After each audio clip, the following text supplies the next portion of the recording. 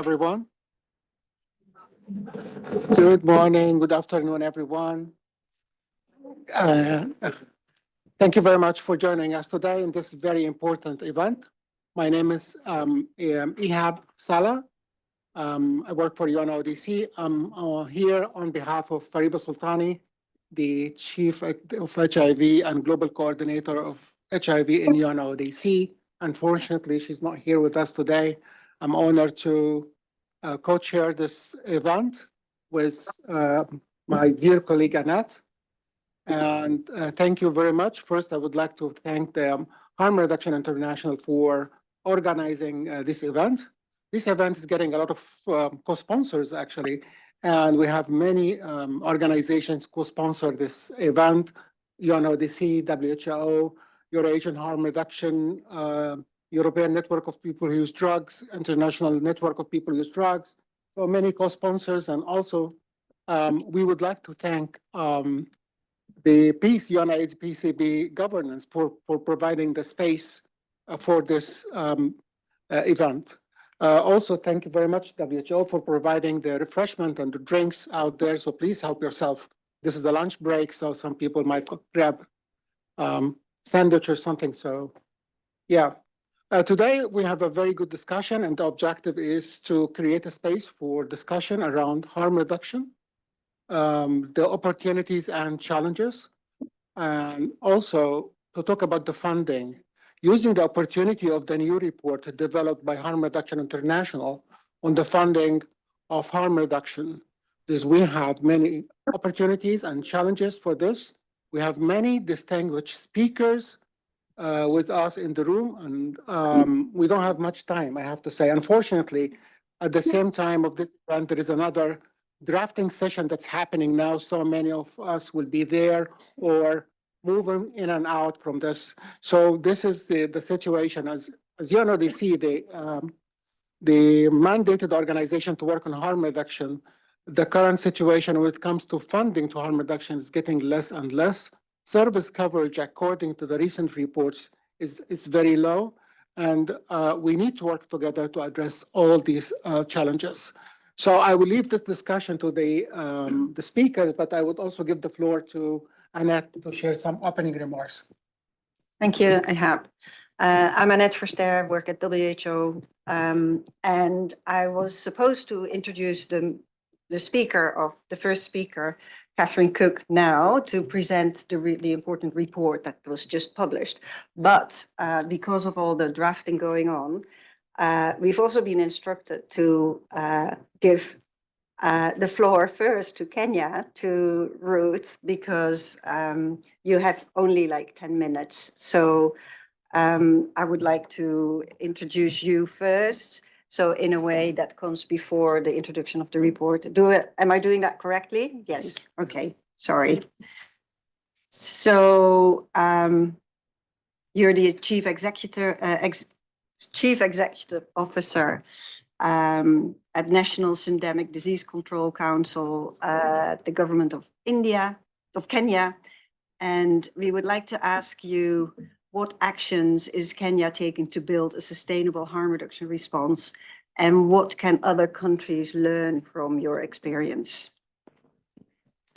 Thank you very much. 5 minutes. 5 minutes. Thank you. So allow me to just begin by thanking you first for inviting us for this very important session. And indeed, Kenya actually has one of the largest harm reduction program in sub-Saharan Africa. And partly the lessons I would like to share is that this has become an evolving program, and it evolved from the need, first of all, looking at the people that were suffering, also the fact that HIV prevalence was evident, and hepatitis C and other challenges of using drugs were visible and evident to everyone.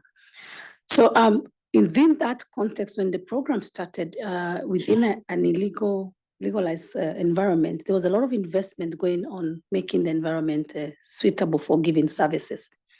So the investment then was about training people, changing mindset, looking for places we could go and learn. And as a result, we had a homegrown program that then had country leadership and also getting technical support from international agencies. And in that, we've created a form of a program that is co-created, co-owned, and then also people who inject drugs are also part of that. In terms of funding, the largest funding or the grant that helped us establish the program was the funding that we got from the Global Fund.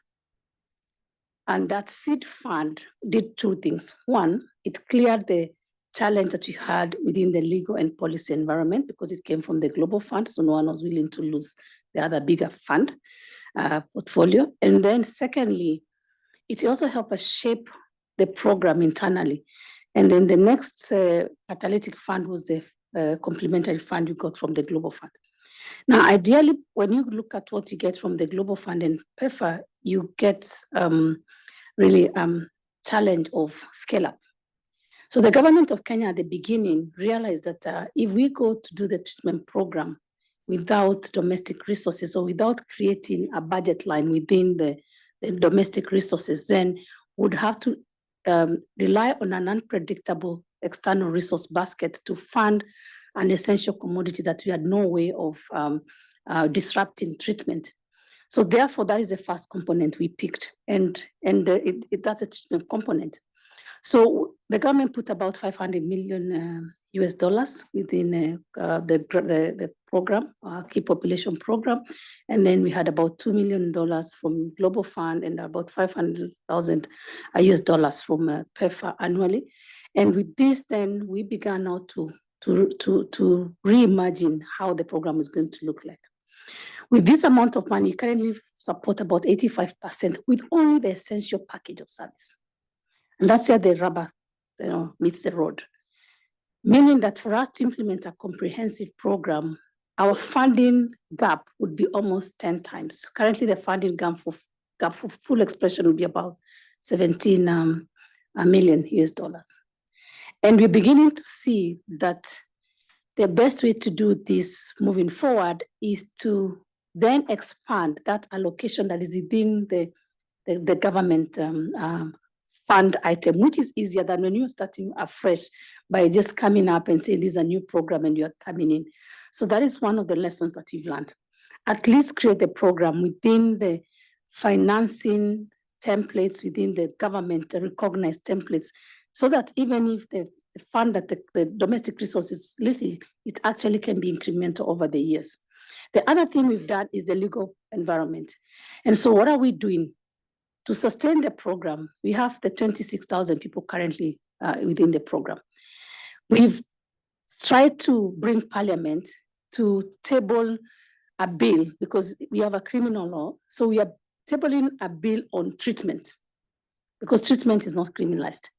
And in this bill, what we are asking is the government to appreciate that full resourced funding and social integration, especially for people who inject drugs who come for the rehabilitation program.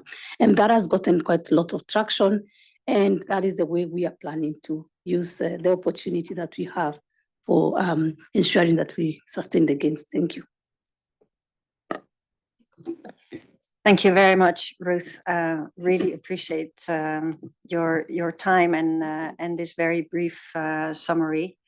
I don't think we have time now for questions unless there's a really burning one to Kenya. That's good. Thank you very much. PCB chair. Thank you, Ruth, and good luck.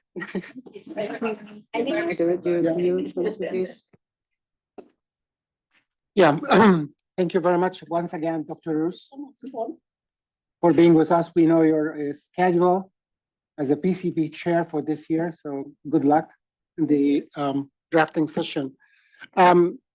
Once again, I would like to say that today is marking the World Drug Day.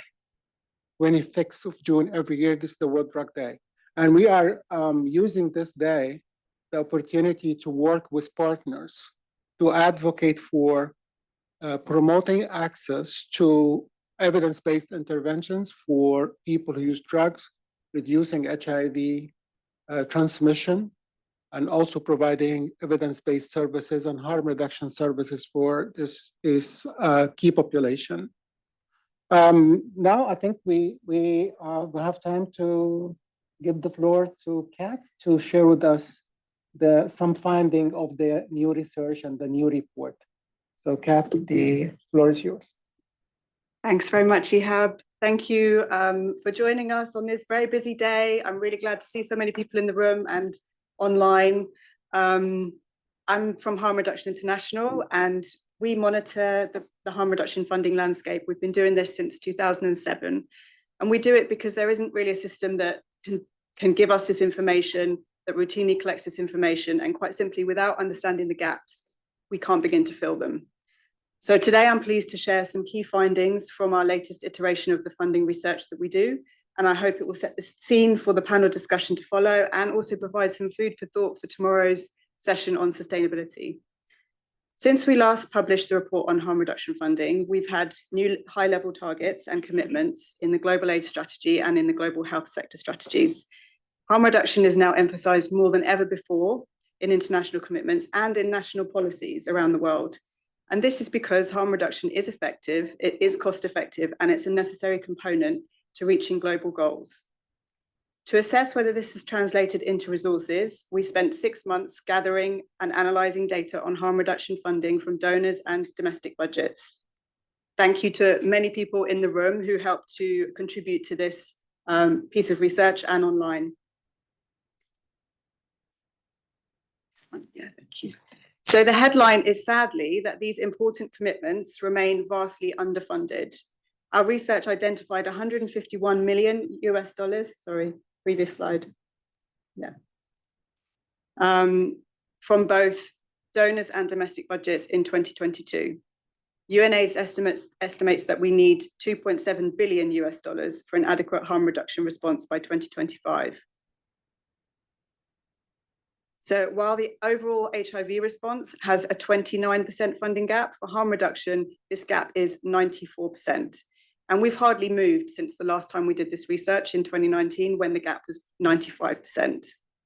Next slide, please. So I am only giving the top level findings today because we don't have time to go into detail, but there's 3 key findings I'll share on donor funding for harm reduction. So we found 101.6 million in donor funding in 2022. And that was about 2/3 of the total harm reduction funding for that year. This is a greater share and a greater amount than we had in 2019, when donor funding was about half of all harm reduction funding. In 2022, the Global Fund accounted for 73% of all donor funding for harm reduction. When we started this research in 2007, the Global Fund accounted for 31%. Bilateral funding has reduced substantially, and harm reduction is more reliant now on multilateral funding than it ever was. Looking at trends over time, donor funding for harm reduction has halved in real value over the past 15 years. So that means that if donor funding had remained stable, rising in line with inflation, lower middle income countries would have received 202 million in donor funding for harm reduction in 2022. Next slide, please. So you can see here the breakdown of donor funding, with the Global Fund by far the largest donor, PEPFAR the next largest, and several donors providing 5% or less. While bilateral donors used to be a much more prominent feature of the harm reduction funding landscape, now we only have the US, the French, and the Dutch governments with identified funding of over $100,000 US in 2022. Next slide, please. We found domestic investment in 27 countries amounting to $49.7 million US, representing around 1/3 of all harm reduction funding. Countries are investing in their HIV responses, just not so much in harm reduction. This represented just 0.4% of all domestic funding for HIV in 2022. While there are data quality issues, particularly with the domestic funding data, we do appear to have gone backwards since 2019 in terms of sustainability, with fewer countries investing and a lower total amount. As you can see here, we found some substantial decreases in the countries that were investing most in 2019. Next slide, please. We also looked at the evidence of investments in community-led responses. We found that while donors were able to point to some examples of investments and they recognized the importance of these investments in their strategies, there was a lack of systematic monitoring. And without this, there is no way to hold donors and governments accountable on the 30, 80, 60 targets. Community-led organizations are central to harm reduction responses, and there is clear evidence of their ability to continue providing services when health systems can't, particularly when donors are flexible with their funding, for example, in COVID and in Ukraine. But the reality is that most funding models and processes create barriers to community-led responses, and they favor larger organizations that may be national or even international. We also know there's a lack of meaningful involvement of people who use drugs in decision-making. And many countries lack social contracting for community-led and community-based organizations. And even if they have it, there are greater barriers for those organizations than other organizations to be able to use them. And as we've heard many times at the PCB this week, sustainability is not just about money. Political and human rights barriers, including the criminalization of drug use, are major impediments to a sustainable harm reduction response. So we're still looking at a harm reduction funding crisis. There's greater reliance on the global fund than ever before, and this underlines the need for a fully funded global fund that maximizes opportunities to support harm reduction and ensures the voices of people who use drugs are heard in grant-making processes. We are really concerned to see a reduction in funding from donors that have provided key support in neglected areas, such as advocacy and legal and policy reform, human rights, and community system strengthening. An intensified harm reduction response, which is what the Global AIDS Strategy calls for, requires much more investment in these areas, precisely now when there are so many threats at play. To counter the vulnerability of harm reduction to changing donor policies, priorities, political will, or opposition and complacency, the funding and advocacy is crucial. Domestic harm reduction investments are lacking, and there have been reductions in some countries with previously high levels of investment and where domestic funding had predominated. We also have poor data quality, which makes monitoring this challenging, and it weakens accountability of donors and governments. And we see a failure to embed community-led responses, which we of course need for sustainability. So finally, some recommendations from the report. Obviously, the first one is that governments and donors must make substantial additional harm reduction investments to meet global goals. We need funding for advocacy to be increased to help drive the drug law and policy reform required for sustainable harm reduction responses. Donors and governments must invest in community-led organizations to create and protect resilient and sustainable harm reduction responses. Donors should support governments to establish the financing mechanisms required for domestic funding of harm reduction and ensure inclusion in UHC schemes. For example, national health insurance schemes in many countries do not include harm reduction, and some explicitly exclude people who inject drugs. Governments and donors must divest from punitive drug responses and invest in community health and justice. And this message is part of HRI's Divest Invest campaign. I have stickers if anyone wants one.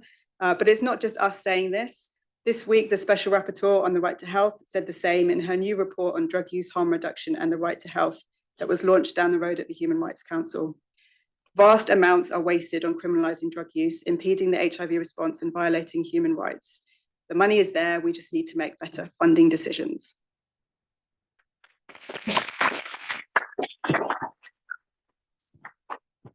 Thank you so much, Catherine. Excellent presentation. Unfortunately, quite a depressing one, or depressing messages. As we were planning to have this as an introduction and then the panel discussion, we've already had one country example from the panel discussion with Ruth, Masha speaking, and we would like to invite UNAIDS now, Jaime, pardon. It's all good. Jaime, who is Director Equitable Financing at UNAIDS. And we would like you to focus in your next few minutes to reflect on the harm reduction funding shortfall as just described and what UNAIDS' role is in supporting countries to increase sustainable HIV responses for people who use drugs. Thank you very much. And it's a real pleasure to be here with you all. and I lead the Equitable Financing Department, but we're working together across departments with Equality and Rights for All. So I bring the sustainability bit, all the substance bit comes from my colleagues from the Equality and Rights for All. I want to try to make it as short as I can to summarize in 8 points what I bring today. And I want to start with a first point related to facts. Just as a reminder, most of us, of course, know. So for people who inject drugs, progress in reducing new HIV cases has not kept pace with the rest of the population. In 2022, the relative risk of acquiring HIV was 14 times higher for people who inject drugs than in the overall adult population. And in 2022, people who inject drugs made up a higher proportion of new adult HIV infections than in 2010. So those are the first facts we wanted to highlight. The second point, it's about position. UNAIDS supports harm reduction and decriminalization of drug use and possession for personal use as evidence-based means to reduce HIV infections among people who inject drugs and overall improve health in these populations. The third point comes with a bit of analysis. And here what we want to share is that UNAIDS attributes the lack of progress in reducing new HIV infections among people who inject drugs to stigma, discrimination, and criminalization of people who use drugs on the one hand, and on the other hand, to legal barriers to harm reduction services, and, important for the session today, significant funding gaps for their implementation. So it's both the policy and the money that we are talking about and how those two interact or how those two are lacking. All these pose challenges to sustainability of community-led harm reduction services and needs to be taken into consideration in planning for sustainability. The fourth point is talking about funding, and I don't want to kind of repeat some of the points, but I just want to mention this. The current level of funding is obviously not enough to reach global AIDS targets related to drugs, and most of this funding in middle-income countries is coming from international donors. I think that the numbers were already shared. I don't need to do that further. The fifth point speaks to some challenges. While HIV prevention and navigation to other HIV services among people who inject drugs heavily relies on community efforts, organizations and groups led by people who use drugs often face challenges in registering their organizations or accessing funding. This is due not to the low capacity of community organizations, but to criminalization of this population and drug-related stigma. Communities of people who use drugs play a central role in planning and implementation of harm reduction services and should be given formal space and resources to advance sustainability. The sixth point is about some positive examples, and it's to mention that there are remarkable examples coming from different parts of the world that illustrate the willingness of the community of people who use drugs to participate actively or to even lead in multi-stakeholder discussions on access to funding, sustainability, and transition. We have learned through partnership projects with Harm Reduction International, an international network of people who use drugs in Uganda, Nigeria, South Africa, Kenya, Indonesia, and Nepal. Those are some of the good examples we wanted to share. As for the seventh point, and there are only 8, so we're getting to the end, which is good. For dialogue, we like to bring forward successful transitions and what successful transition should look like. And this should look like community leadership in advocacy, service delivery, strategic data, and community-led monitoring in place. People who inject drugs-led organizations are legally recognized, registered, functional, and have experience on getting funding to implement services, monitoring, and advocacy projects. And there are functional domestic funding options, such as social contracting, that welcome people who inject drugs-led organizations as applicants for domestic funding. It should be possible to fund diverse HIV service provision through them and allow uninterrupted service provision and not just short-term projects. And our final point is about UNAIDS tasks. What can UNAIDS offer? I think overall, and also within this sustainability dialogue and roadmap design that we are embarking ourselves collectively. First, what we can offer is our support to countries in sustainability planning and roadmap elaboration, ensuring meaningful community participations of drug users alongside other key populations and to the organizations involved. UNAIDS offers technical support in social contracting and other public finance schemes to ensure sustainability of harm reduction services and advocacy during and after transition to domestic funding. Through UNAIDS technical support mechanism, TSM, countries can request support to strengthen organizations led by people who use drugs through strategic planning, development of operational plans and budgets, increasing their capacities in community-led monitoring, advocacy, and service provision. UNAIDS also leads the development of global regional estimates of needs for people who inject drugs interventions and current financing landscape for interventions associated with them, and routinely monitors level of spending on people who inject drugs interventions and commodities, along with modeling of estimated needs. And with this, I think I can stop and hand it back to you. Jaime, thank you very much for sharing the UNAIDS role and also for keeping the time. This is also important. Thank you very much for this. And our third panelist today is Susie McLean. Thank you very much for joining us. Susie, she is the Senior HIV Prevention Advisor in the Global Fund to fight AIDS, tuberculosis, and malaria.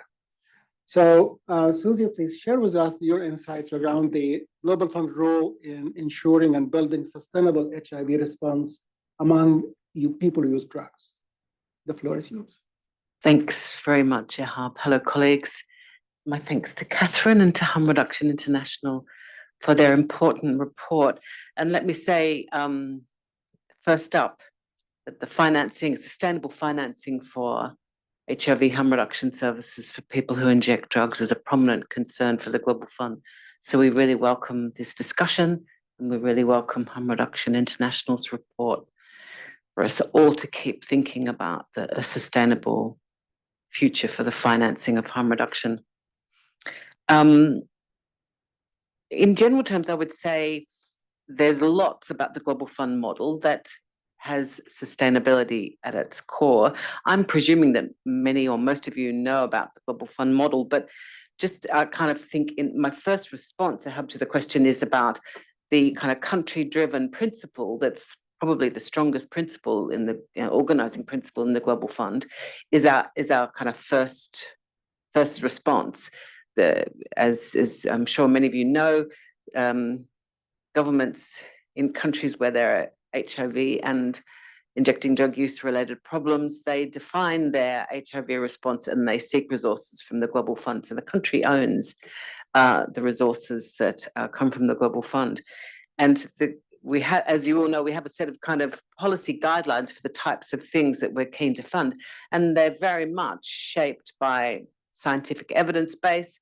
So I also want to acknowledge WHO, UNODC, UNAIDS for the really important technical role that they play in kind of shaping Global Fund funding policy for HIV prevention and beyond, including harm reduction. This forms the basis of our funding guidelines, the work that our technical partners does do. So yeah, it's I kind of think first principle is that the harm reduction responses in the countries where we're funding are owned and delivered by those countries. And when I say countries, of course, I include civil society as well. It's great to hear from our colleague Ruth about a kind of a live example from Kenya.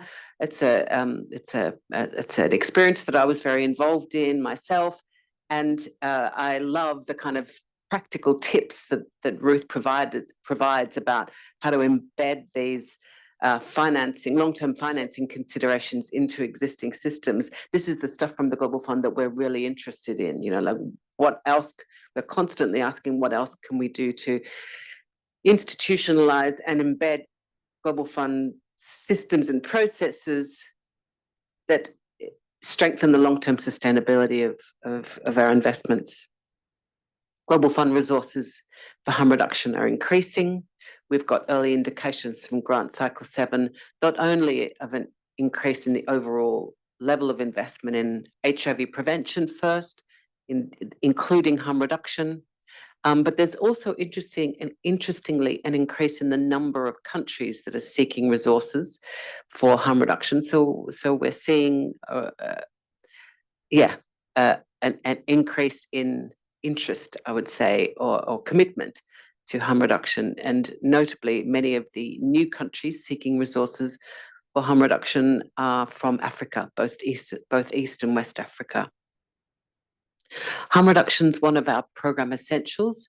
So of all of the many things that the Global Fund seeks to support in, not only in terms of TB and malaria and health system strengthening, but I know most about the HIV investments.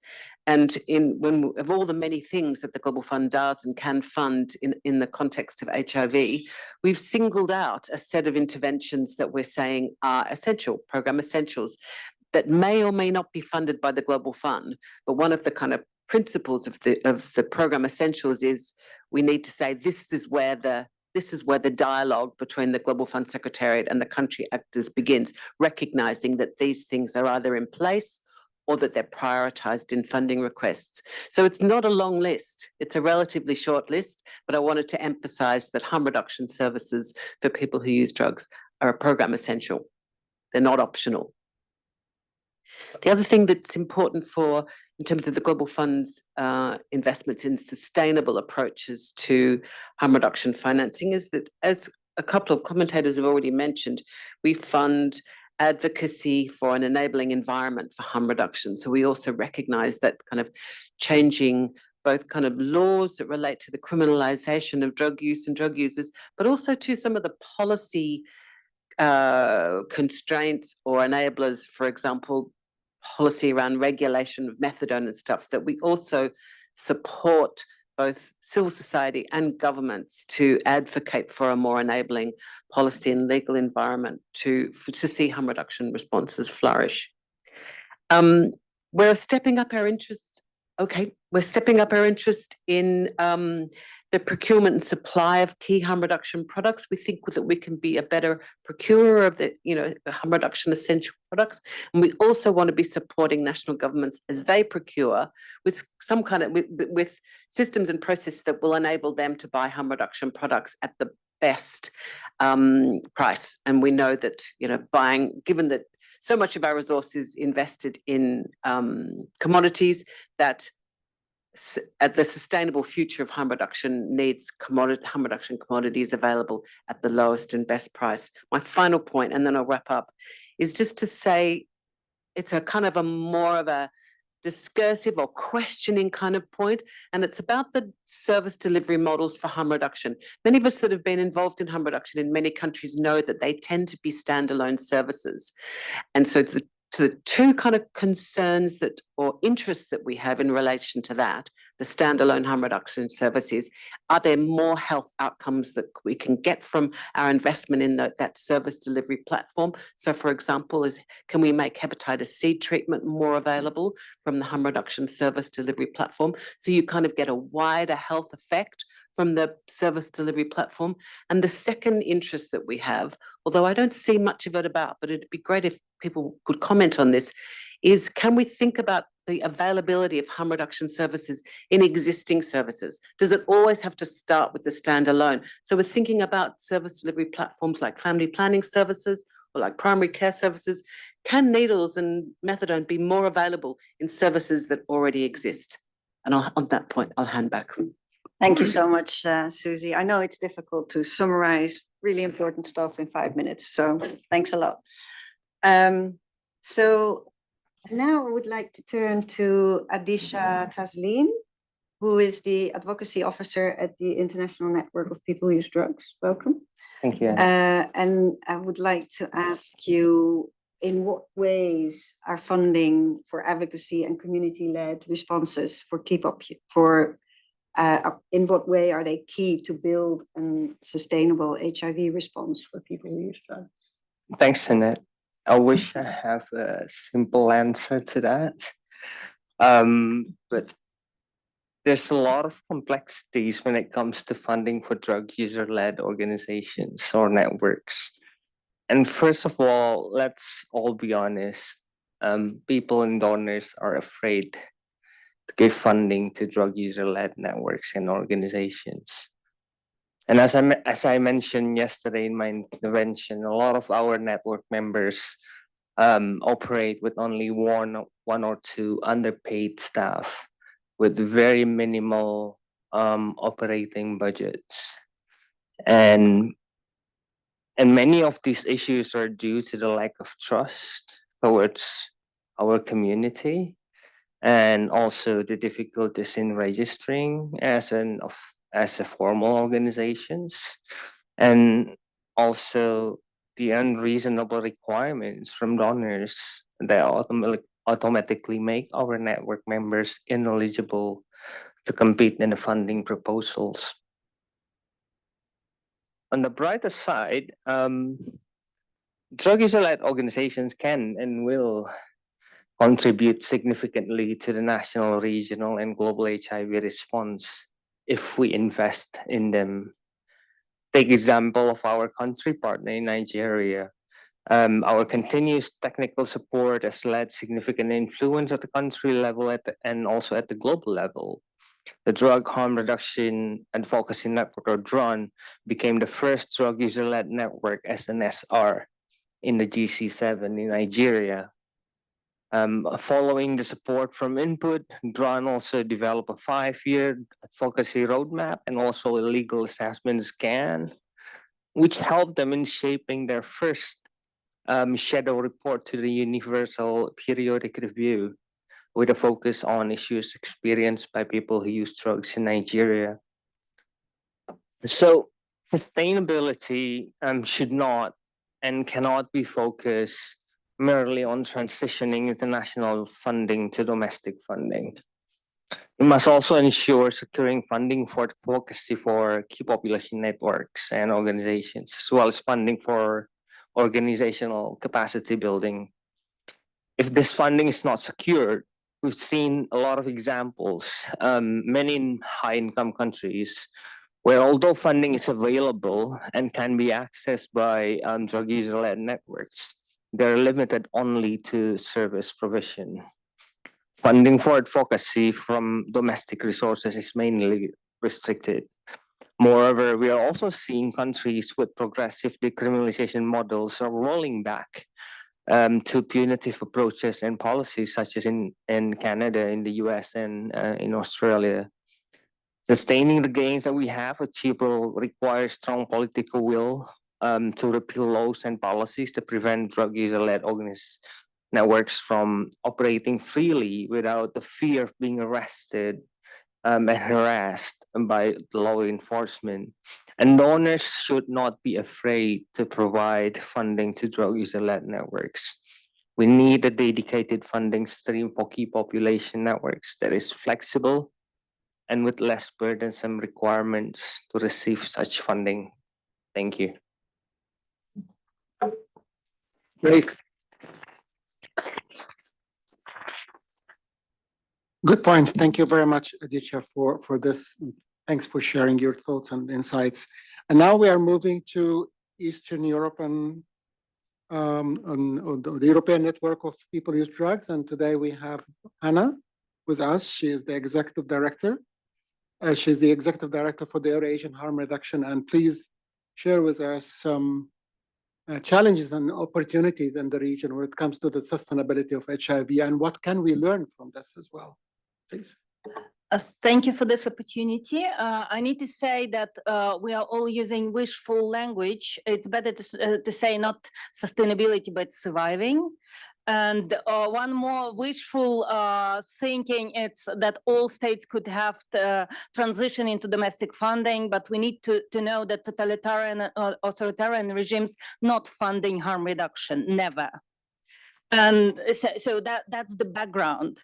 And speaking about Eastern Europe and Central Asia and some even Central Europe countries, I need to say that basic, while as soon as international support is gone, harm reduction closed. And only like we have account 1 to 4 or 1 to 5. Estonia had very successful transition, but it was 15 years ago. And now we have Romania, Bulgaria, Serbia, Bosnia, Russia, of course, and Armenia is coming as a transition ground.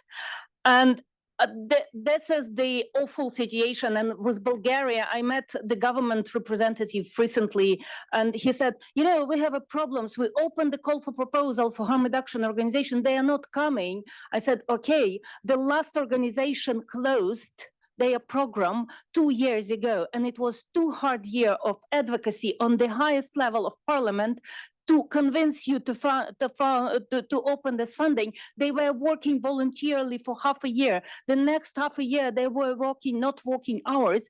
And now they will not apply because they disappeared. And only one small crowd-funded home saving people with food and even for staying during the COVID, it's Pink House run by community. And they are, of course, angry at you. And they will never apply. And the regulations you use to apply with this security, with this 1% funding from your own funding to secure the state funding and tender and all of this, it will never work. And that's European Union country. Criminalization of people who use drugs, of course, influence the criminalization of services, and it goes together. And for example, Russia or Turkmenistan, they are banning opioid agonist treatment, they're banning harm reduction and even mentioning it. And now they will put in jail just for carrying out the harm reduction information. If it's for LGBT people, then it's double term in prison because even in Georgia, my beloved Georgia, that will be criminalized through constitution, the criminalization of homosexual relations. And then on top of this, war in Ukraine and full-scale invasion from Russia, that means that harm reduction need to be not only HIV or hepatitis response, it should be comprehensive with food for all family, with accommodation, with all what people need, and that will be the flat or office where all people from Kharkiv will come in Poltava. That's why in first months of the war, Poltava organization opened 5 flats for shelter and they were crowded. And who did this resources to them? Then on top of this, now this foreign agent law, which introduced not only in Russia, Belarus, like usual suspects, but influenced by Russia in Kyrgyzstan and Georgia. So it means that if you're receiving more than 20% of international funding, you will be stigmatized as a foreign agent, and you need to report, and you will be fined with the huge fines like 20,000 euro just for one not very well reported as a foreign agent or not mentioning that you are foreign agent in the presentation like I'm doing now. And that's important, but in the same time, in our region, we have absolutely brilliant opportunities. We have long-lasting opioid agonist treatment pilots in Ukraine. We have absolutely amazing drug checking through vending machines in Georgia, and it does work. That means that people who are doing harm reduction, they will not stop. We have absolutely amazing youth groups who voluntarily providing harm reduction in a nightlife setting, no payment for this. They will do this anyway. We will do this anyway, but that's not right way to respond to the public health and social crisis. That's why we need to fight together and to work together. Thanks. Very timely.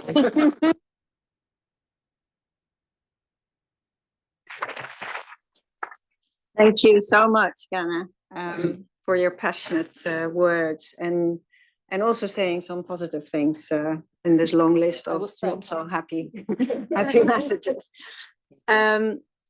We were hoping that a representative from the Middle East North African Harm Reduction Association would be able to join us to talk about something regarding sustainability of harm reduction in that region.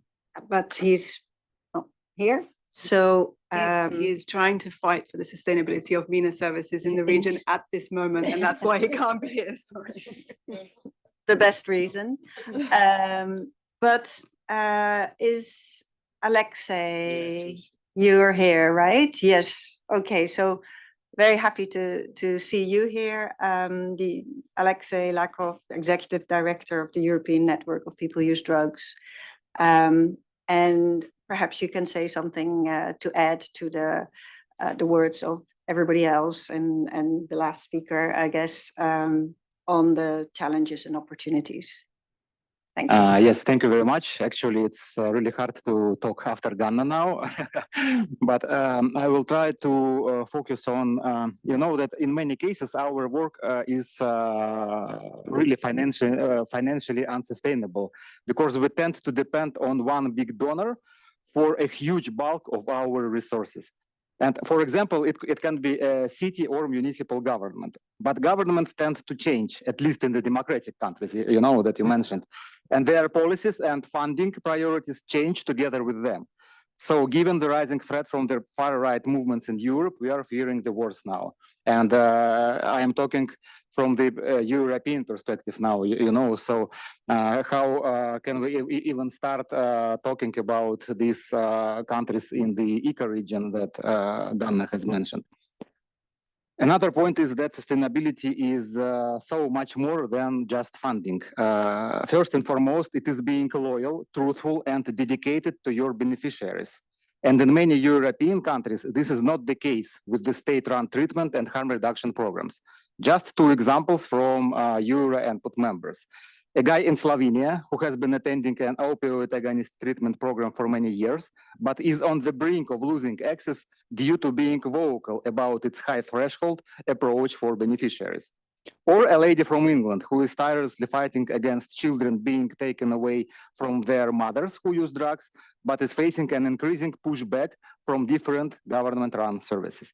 So to address these sustainability issues, it is crucial for European governments and international donors to increase their financial commitment to effective responses, such as harm reduction and drug user-led activism, and to support policies that facilitate rather than hinder the provision of these vital services and initiatives. Ensuring equitable access, reducing stigma, and fostering a supportive policy environment are essential steps towards providing sustainable assistance for people who use drugs in Europe. Thank you.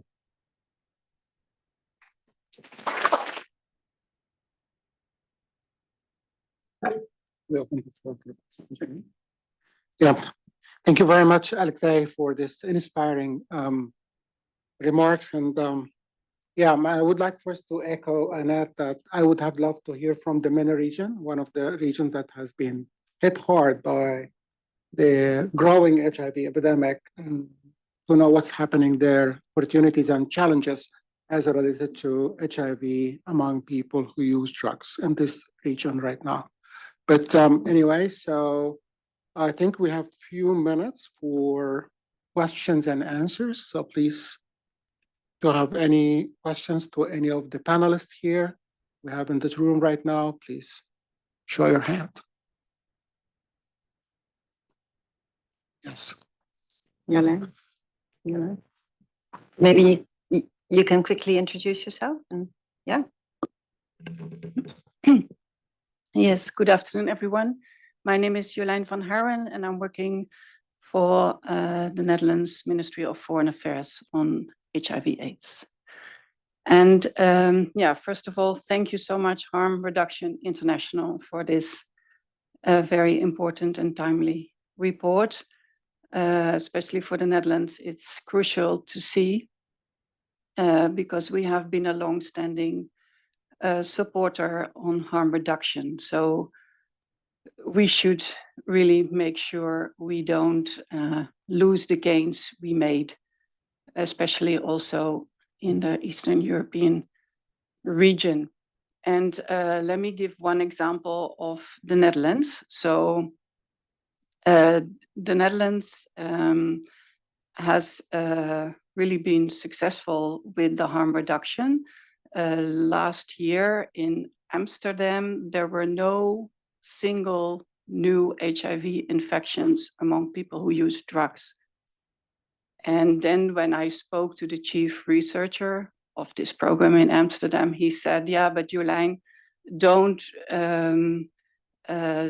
be happy too quickly, because if we stop the interventions today, tomorrow there will be a real disaster in Amsterdam among people who use drugs, their families, their children, and the wider city. And I actually have, a lot of concerns, but I was happy that you also mentioned the women who use drugs and the example of their children being taken away. I think this is a very wrong policy. And that puts the emphasis on the importance of the integration of SRHR as part of harm reduction services. And then my particular concern is really, and I've seen that a lot around the world, and also especially in Europe, is that we still fail to reach the young people who use drugs. Most young people who start drugs maybe start at the age of 13, 15, and we only reach them maybe at the age of 23. That are many, many years lost in the life of a young person. So I think we really should do better in that. And then, my biggest frustration in the whole harm reduction field is that it really still depends so much on HIV/AIDS funding. While HIV/AIDS is, of course, an entry point and a concern for people who use drugs, but the lived realities and the needs are much wider than HIV. And I wish that other sectors would also come on board to really provide health and rights for the people who use drugs. Thank you. Thank you very much, Jolijn, for this these wise words. I was actually going to say something similar. Also following Aditia's point around the lack of interest of people to support people who use drugs, lack of political will, fear. WHO actually launched a report yesterday on substance use and treatment coverage more broadly, which includes alcohol and all types of drugs. And the picture is actually very similar. And it's, in a way, it's thanks to HIV that we have reached the fact that half the countries that report drug use, drug injecting in particular, have implemented some form, even though it's very low coverage, but some form of services that are recommended. And I think it would be really important to continue using HIV and now even more hepatitis, viral hepatitis. And some countries have shown examples of real government leadership because they want to address the hepatitis epidemic in the country, such as Egypt, really scaling up and investing domestic funding into the response. So and someone else said, you said around this, the essential services. It's also for universal health coverage. WHO also has included harm reduction as an essential service, or needle and syringe programs and opioid agonist maintenance therapy as essential services. Naloxone also for opioid overdose management. So it's a bleak picture, Catherine. I mean, Kat, it's an amazing report that you, and I can imagine what kind of work has gone into getting this data, because it's often not easy to kind of split funds and to see where it goes and what goes exactly to. I know Global Fund, this is even difficult at your end to really see that. It's amazing to have this report, and we will all have to use this for our further advocacy in trying to continue implementation, scale up, involvement of community-led services, and global and responsibility of governments to care and provide prevention, care, and treatment to people who use drugs. But before closing, I'll give you one final word. No, thank you very much, Annette. You captured many important topics in your closing remarks. And yes, I think we all agree in the room now, this is funding for harm reduction, for advocacy is key for protecting the gains and also scaling up harm reduction programs. Also funding for community-led responses is also very important to ensure that harm reduction interventions is an integral part and integrated within the health policy and health system in the countries in the world. We've done a lot, and we agree that we also have a lot to do when we look at the coverage and the services and the reach. If you really want to reach our target, we have to work together, everybody in this room. And I believe that organizing this side event on the sideline of the UNAIDS PCB is also critical, that we have the members, the PCB and the observers to make our message very clear. And final word is the report is available online. So please go to the HRI website, download it. Is it for free, right? Oh, yeah. So you don't need to pay. So yeah, download it. And also, can we get the slides as well so we can use it for advocacy purposes as well? So with this, I would like to thank you very much. Thanks for the participants, for the speakers, and also thanks to Annette for working with me on this event, and of course, HRI for the organization. Thank you very much, everyone.